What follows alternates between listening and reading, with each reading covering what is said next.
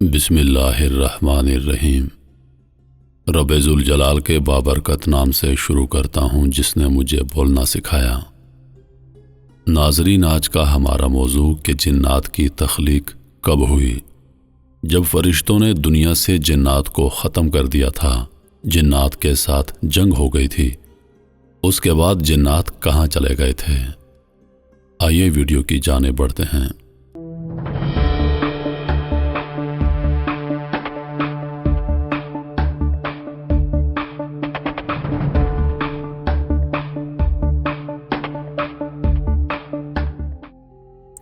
انسان اور فرشتوں کے علاوہ جنات ایک دوسری دنیا کا نام ہے۔ جنات اور انسانوں میں ایک قدر مشترک یہ ہے کہ دونوں سمجھ بوجھ کی صفت رکھتے ہیں، دونوں میں اچھے اور برے راستے کو منتخب کرنے کی صلاحیت موجود ہے۔ جنات انسانوں سے چند چیزوں میں مختلف ہیں۔ ان میں سب سے اہم چیز یہ ہے کہ جن کی حقیقت انسان کی حقیقت سے مختلف ہے۔ جن کو جن اس لیے کہا جاتا ہے کہ وہ آنکھوں سے اوجل ہوتا ہے۔ اللہ تعالیٰ نے ارشاد فرمایا، اور وہ اور اس کے ساتھی تمہیں ایسی جگہ سے دیکھتے ہیں جہاں سے تم انہیں نہیں دیکھ سکتے۔ اللہ تعالیٰ نے ہمیں قرآن مجید میں خبر دی کہ جنات آگ سے پیدا ہوئے ہیں، چنانچہ ارشاد باری تعالیٰ ہے، اور اس سے پہلے جنوں کو ہم آگ کی لپٹ سے پیدا کر چکے تھے۔ سورہ رحمان میں فرمایا، اور جن کو آگ کی لپٹ سے پیدا کیا گیا۔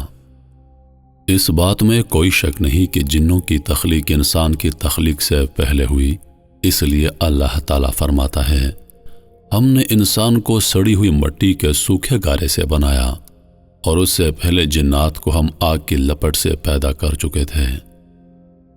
اس آیت سے صاف ظاہر ہے کہ جنات انسانوں سے پہلے پیدا کیے گئے۔ بعض مقدمین کا خیال ہے کہ ان کی پیدائش انسان سے 2000 برس پہلے ہوئی، لیکن قرآن اور حدیث میں اس کی کوئی دلیل موجود نہیں۔ عبداللہ بن عمرو بن العاص رضی اللہ عنہ نے فرمایا کہ اللہ تعالیٰ نے جنوں کو انسانوں سے 2000 سال پہلے پیدا کیا۔ ابن عباس رضی اللہ عنہ نے کہا، جنات زمین کے باشندے تھے اور فرشتے آسمان کے۔ فرشتوں نے آسمان کو آباد کیا۔ ہر آسمان میں کچھ فرشتے رہتے تھے، اور ہر آسمان کے باشندے نماز، تسبیح اور دعا کرتے۔ ہر اوپر والے آسمان کے فرشتے نچلے والے آسمان کے فرشتوں سے زیادہ عبادت، دعا، تسبیح اور ذکر و اذکار کرتے۔ اس طرح فرشتوں نے آسمان کو آباد کیا اور جنات نے زمین کو۔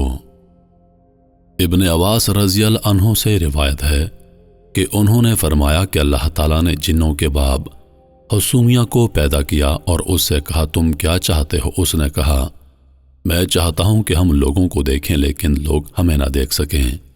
ہمیں زمین میں دفن کیا جائے، ہم لوگوں میں بوڑھا دوبارہ جوان ہو جائے۔ چنانچہ اس کی یہ خواہش پوری کر دی گئی۔ اب وہ لوگوں کو دیکھتے ہیں لیکن لوگ انہیں نہیں دیکھ سکتے۔ جب وہ مرتے ہیں تو زمین میں مدفن ہوتے ہیں۔ ان میں کوئی بوڑھا اس وقت تک نہیں مرتا جب تک دوبارہ جوان نہ ہو جائے، یعنی بالکل بچے کی طرح۔ ابن عباس رضی اللہ عنہ نے فرمایا، پھر اللہ تعالیٰ نے آدم علیہ السلام کو پیدا کیا اور ان سے پوچھا، تم کیا چاہتے ہو؟ آدم علیہ السلام نے کہا کہ پہاڑ یا جنت۔ چنانچہ آدم علیہ السلام کو پہاڑ یا جنت دے دیا گیا۔ اللہ تعالیٰ نے جنات کو پیدا کر کے ان کو زمین کو آباد کرنے کا حکم دیا، چنانچہ وہ اللہ تعالیٰ کی عبادت کرنے لگے۔